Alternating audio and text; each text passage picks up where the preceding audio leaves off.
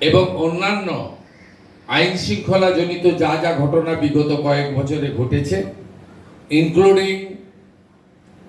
মহিলাদের উপর অত্যাচার, পুলিশকে পরিষ্কার বলা হয়েছে নতুন করে এফআইআর করতে, এফআইআর নিতে, অ্যাকশন নিতে। এবং বিশেষভাবে গতকাল থেকে অনুপ্রবেশকারীদেরকে কোর্টে না পাঠিয়ে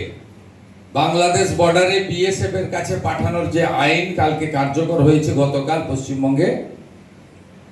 পুলিশ কমিশনারকে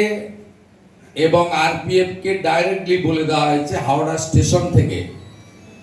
সিএ এর আওতায় পড়েন না এমন বাংলাদেশি অবৈধ অনুপ্রবেশকারী ধরা পড়লে কোর্টে পাঠাবেন না, তাকে ভালো করে খাওয়া দাওয়া করিয়ে সোজা বনগাঁ পেট্রোপল সীমান্তে নইলে বসিরহাটে বিওপির কাছে পৌঁছে দেওয়ার ব্যবস্থা করতে।